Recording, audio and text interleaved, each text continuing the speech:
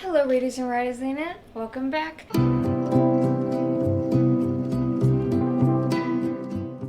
So this is going to be the top 10 new releases of September that I'm excited for. There's a lot to talk about, there's a lot to break down. I'm going to try to get through it as quickly as possible, but let's get into it. Once Upon a Broken Heart by Stephanie Garber. This one I'm really excited for.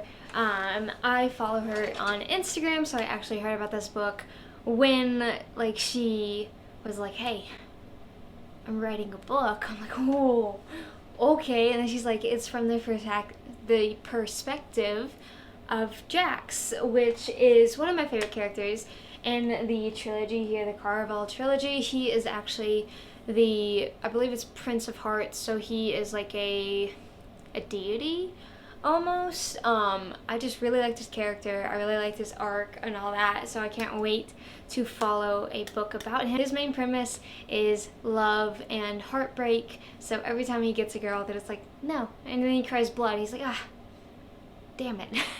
So that one I'm really excited for. The cover, I'm not gonna lie, is not my favorite. From what I can tell, they're still kind of working out covers. I've seen a few variations of it. This one does come out the 27th, so they still kinda-ish have time. It's not my favorite, but I think they're gonna change it for the paperback too. Fingers crossed. Yeah. Beasts of Prey by Anna Gray. This one comes out the 29th. I actually really like this cover, just on a side note. But this one is about a girl named Kofi, and she works for this zoo which has magical creatures and all that, but then one day the master of the zoo threatens her family and she unleashes a power that shouldn't exist anymore. Kind of what we've heard before, but that's okay, that's fine. I don't mind the trope. It's chill. And then we have Econ, which I assume is the love interest. He wants to be one of the son of six. And then when she releases her power, he actually allows her to go. So that crushes his chance of becoming a warrior. So we have a nice little redemption arc there. That's really all I kind of got from this book, from the synopsis. Not too much like plot-wise, but more so character-wise, which I'm fine with. You guys know me. I love characters. I love books based around characters, and I've heard that this one is really dark, or dark-ish. I'm like, yes, so I'm really excited for this one. I'm not gonna lie, when I first saw it was coming out and people were talking about it, I really did not give a crap. I'm like, I don't care about this book, I don't want to read this book. And then something slowly changed over time. I'm like, I really want to read this book. I'm pretty sure it was all the hype that everyone was giving it. I'm like, yes, let's do it. Let's go for it. Going in face first. Defy the Night by Bridget Kemmerer. This one comes out the 14th, so not too far away. This one is about a young girl named Tessa. She is kind of against the kingdom and the crown and all that, and it is ruled by two brothers who are very merciless because their father died. They had to ascend the throne at a very young age, and they just learned to deal with it by violently putting out any threats on their crown or any rebellions. So I actually really like this trope. Kind of side note, sorry if this is annoying, but in my fantasy book, a few of the rulers are very young, and they, because they're so young, they're underestimated by their court and their people and their knights and all that, so there are a lot of assassination attempts.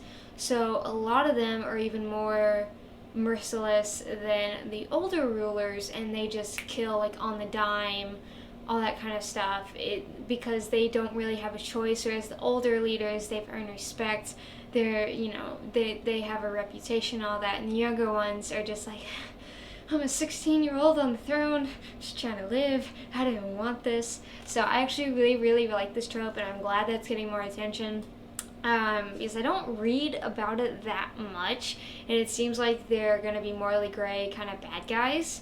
So you guys know me, but also there's a sickness in the land, and it is beginning to make the sectors break apart and they're trying to rebel and all that. And then as the rumors that the cure for the sickness no longer works, it just sends everything into chaos. And this sounds so good to me. I love just chaotic books, chaotic energy, chaotic characters. It sounds like the bad guy is going to be really good. It sounds like the good, the main protagonist, Tessa, I can see how she might be annoying with just like preaching like, oh, we're being obstructed, we're being wronged and all that. So I can see how that might get annoying, but I don't think it will. But there's only one way to tell, and that's when I have to read it like next year. So there's that one. Really excited for that. Among Thieves by MJ Kuhn, I believe it's called. This one comes out the 7th, so by this time it is already out. This one is about a young girl named Raya, and she is an assassin, and she goes from town to town. She's already built up a reputation and all of that, but then she begins to be hunted by the Guildmaster, which is the ruler of the 5 kingdoms, and he has to track her down and all that and kind of like find her. But her path actually leads her into the stronghold of his thing, and she can't do it alone, so she has to team up with people. This low-key reminds me of Six of Crows, and I'm 100% okay with that. It sounds like a nice little heist, nice little dark everything. Just, you know, it just makes me happy. I don't know, there's something about this premise that just makes me happy. I love found family, where like it's begrudging and then you're like, okay, I love you by the end of the book, you know? So hopefully that happens. Yeah, this one sounds really interesting. It's kind of done before, but also kind of not. This plot is so loose that it's not like the typical, you know, kingdoms on the brink of war, rebellion. It's like, no, this one, it can change around everything that you expect it to because it is so loose. You know, the heist could be different, characters could be different, how they find one another can be different, the hunting or the killing, everything can be changed around, so it's not like this is, I don't know, overused or anything, because it can be made so unique. The one thing that I'm kind of concerned about is that the main character, because she is an assassin, she does have a reputation as one of the best, like, assassins, that she's gonna be, like, I just blanked on her name and I don't care to look it up, the assassin from Furyborn, in which she was like, I'm the best, I'm the smartest, I'm the quickest, but she would literally trip in every single like fight and have to have someone save her. I'm like, obviously you're not the best, the smartest, or the quickest, otherwise you wouldn't have tripped over your literally own 2 feet. So don't do that. Like, I'm all for strong female protagonists. I love it. I only really write female protagonists as the main protagonist, okay? Nothing against that. But when it's like, I'm better than every man, I'm smarter than every man, it's like, well, you can't be all of those things. Like, yeah, you can be smarter than them, you can be craftier than them, you can fight well, but there's always going to be someone that's better at you. Like, it doesn't matter if you're good at fighting, you're smart, and all that other stuff, there's always someone who might be really smart, not good at fighting. They're smarter than you. Or there might be someone who's really good at fighting, not the smartest. They fight better than you. So I just don't find it believable, really, especially in YA, where there are younger readers reading this, and they're like, oh my goodness, I can be the best at everything. And like, yeah, I mean, that's a good message, but at the same time, it's like, no, you can't, because it's the real world. You can't be the best at everything. You can be good at everything. You can't be the best at everything. You can't beat everyone at everything. So I just really don't like that the trope of I'm the best, I'm the brightest, I'm the smartest, and then they consistently need to be saved by a man.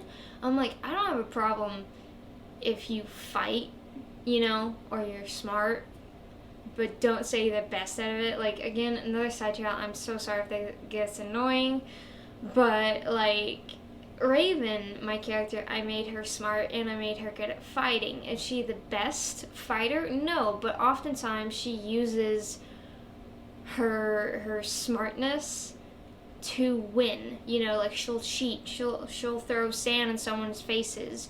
You know, she's good at trickery, so she might like make them look somewhere else and then strike or something like that. But like without those tricks, without using her brain, she wouldn't win. Like she's a good fighter, she can hold her own, but typically there is someone better than her and she has to outthink them, if that makes any sense. Like take Edge, from Six of Crows. She's an amazing fighter. However, in one of the scenes, she needed to be saved. I think she ran out of knives and she got shot or something. You know, like she's good, and she was, you know, said to be the best like person to be quiet, but they were taken by surprise, so she didn't have a chance to hide in the shadows. That I'm okay with. And she bounced back really quickly. She pushed through. I'm like, yes, girl. Yes. But do you this is a really long rant. I'm so sorry, but like, do you see that? I just don't like that trope. I just hope that this character isn't like that. I'll move on. I'm so sorry. What Lives in the Woods by Lindsay Curry. This one comes out the 14th, so not too long. This one is about a girl named Ginny, and her father surprises them with a month-long stay in a town in Michigan. And like, okay, cool. But there are rumors out there that there are mutated monsters and stuff escaped from like a mad scientist hundreds of years ago and all that kind of stuff. And as she investigates, she realizes that more than one rumor might be true, and they're not after campers. They are after her. This one I'm super excited for. It sounds like, if these monsters are real, right? It sounds like there's going to be body horror, you know, creative monsters. I love just monsters that people just make up. I love it. I love it so much. I hope we see a lot of those. I really want the creepiness. This one sounds like there's also probably going to be like a murder that took place, maybe some ghosts. I'm not a huge fan of supernatural, but in this instance, I really don't care. Yeah, this one I'm really excited for. And I think I kind of already figured part of this book out, but I'm not going to say anything just in case I'm right. I really don't want to spoil for a lot of people, but I have an idea of one of the twists. I'm not going to say it, but I have an idea of it, and I'm really excited for this one. I love these mysteries that aren't typically about murder. It's more about, it's like Shutter Island, you know? It's not about a mystery revolving around a murder. It's a mystery of what has happened here, why is this happening, how do we live through this? You know, I just love that premise. I just love it. The cover's not my favorite, but I do not care. I am so excited for this one. Oh my goodness. Okay. The Splendor by Brianna Shields. This one comes out the 7th, so it is already out. This one reminds me a lot of, I think it's about, I just forgot how to speak. I'm so sorry. This one reminds me a lot about Caravel by Stephanie Garber, and that is not a bad thing at all because that premise was so unique. And I'm like, there needs to be more books like this, and this looks like that. So, basically, the Splendor is this luxury hotel. It's not just a hotel, it is a magical hotel. And it's as far as I can see, it is the only place that has magic in this world. So Juliet is the main character. Her sister goes to the hotel, right? And then she comes back completely different. They no longer like share a bond, a connection, or anything. And Juliet's like, what the hell? So she goes to the Splendor, and things start to happen. There is a love connection in here. His name is Henry. He's an illusionist at the hotel, and it says that he is meant to provide her the best care. So I think there's going to be a lot of trickery going on here. I think maybe some brainwashing. It says he was an illusionist, so I think there's also going to be like the playing with like what is real, what is not real. There might even be some like hypnotism. That would be really cool if there was hypnotism in this one. But yeah, this one I'm really excited for. I love fantasy books that aren't like strictly fantasy. They're like Caravel, where like only one spot in them is really fantasy, if you get what I mean there. or like one location is really fantasy and like everyone knows about it and they all want to go. So that's just one like really just makes me happy. I'm super excited for this premise. Let's move on now. Nice Girls by Catherine Dang. This one comes out the 14th, so not too far away. This cover I absolutely love. There's just something about the neon lights that like I just like so much. I'm not gonna lie though, the rating does kind of concern me because this book hasn't even come out yet and it's sitting at a 3.65. For those of you who don't know, typically when a book is first released, or even before it was released, and it just goes out like with arcs and stuff like that, the rating is pretty high. It sits around 4-ish or higher, maybe 3.8, something like that. But typically it's sent out to people who, you know, requested that book, were excited about that book. So the ratings are typically higher, and when a book before it's released is at a 3.5, that's not typically a good sign. I don't know, unless it's like really, really bad, that this rating is going to like affect anything that I do. Like if I read it in the future, I don't think it will, unless it goes really down like to a 3.0. I'm just gonna be like, no. But yeah, then that's kind of sad, you know. I feel like this book has promise. Hopefully it's just people being like, oh, this wasn't what I was expecting, or it does revolve kind of around like social media, so it could just be that they didn't, when I say this, I'm not trying to be mean, I'm really not, but like if the people were older-ish, they could maybe not have liked the premise of social media or fully understood the aspects of social media, whereas someone like me, who's still a teenager, will be like, oh yes, my life, my love, hello, you know? So, okay, let's move on. This one is about a girl named Mary, and when she was in high school, she was the chubby smart girl, and then she gets sent off to an Ivy League school, but she gets kicked out, but she returns, you know, thinner, cynical, and a restless failure. So we kind of have a switch around there. And then one of her ex-best friends, Olivia, who is a rising social media star, goes missing. Mary becomes obsessed essentially with this murder, tries to figure out what happened, and starts to uncover like everything Olivia was hiding. And Mary believes that Olivia's disappearance is tied to another one about a girl named Demaria Jackson who disappeared, and their disappearance has gone under the radar. So it seems like we have multiple disappearances. It wouldn't surprise me if a third disappearance or missing person appeared as she's investigating that, but that's what we have. It's essentially asking who is really Olivia, why did this happen, why was she chosen, that kind of stuff. So yes, this one I am excited for. I really do like the follow mysteries, if that makes sense, in which it's already happened and then they just try to play catch up. And I really like those. This one though, I can see how Olivia and Mary could be really mean people and use their looks to get what they want, which kind of annoys me in books. Sometimes it's useful and it's used correctly, other times it's really not. This one I can see it going either way, but we'll just have to see.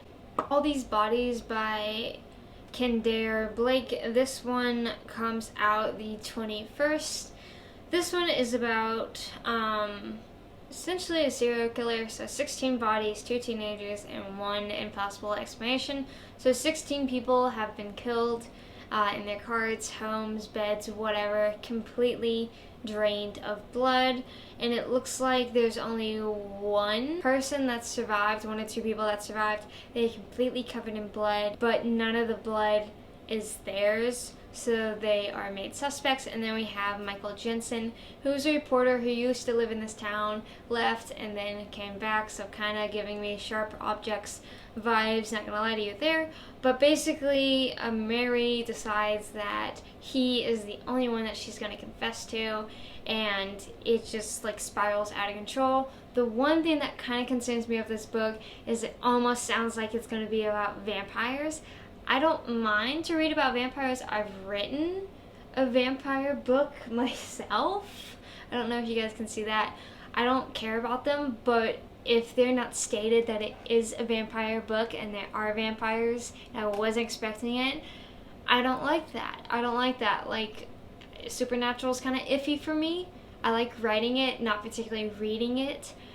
So if I'm going to read a supernatural book, I need to know ahead of time that this is a supernatural book, if you get what I'm saying. So basically this one is trying to figure out what is going on there. Hopefully not revolving around vampires. If it does, I will not be reading it. But this one sounds pretty interesting. I don't know, there isn't too much to go off of. That was literally like all I can tell you guys. I'm not like woo excited for it, you know, because it's sitting at 3.79. Again, has it come out? That's not the best rating. So like I'm like, you know, if I see it, I'll buy it. But you know, it's not like, oh my goodness, I need to read this one. Yeah, that's honestly all I can say about the book, because that's all it's given me. Dark and Shallow Lies by Jenny Myers-Sain. This one comes out the 7th, so it is already out. I have already seen this book. The cover is absolutely beautiful. I love it.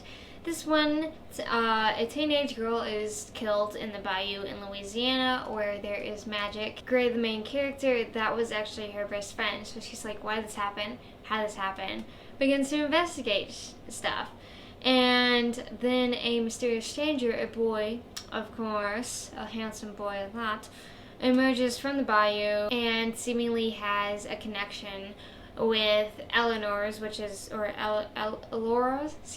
Alora's past, which was Gray's best friend who disappeared. So he has a connection with her, and it looks like it's gonna be like a what happened here, but with like magic mixed in. I'm not entirely sure how this magic is going to play a part. Hopefully in a very creative way. This one is sitting at a 4.21, so that is really, really, really good. Especially if it's already been out. So I'm really excited about this one. There isn't too much I can give you. It's just like one of those like small town vibes, big secrets, can't really hide anything, everything's like below the surface, which can really work for me or could really, really, really not. And I can see this one going either way, but I honestly think that this one is going to work for me, so I'm excited about that one. And that is it. Those are the books that I am most excited for in September. This one is actually a really nice month for books to be coming out, so I'm really excited about that one. There isn't much else I can say. Again, I am so sorry about the delay in videos. I will try to get this one out to you as soon as I possibly can. Thank you as always for watching. Don't forget to like, share, comment, and subscribe. And it means the world to me if you follow me on all my other social media, such as Instagram, Facebook, Twitter. Those will be listed down in the description below. And I will see you in the next video. Bye!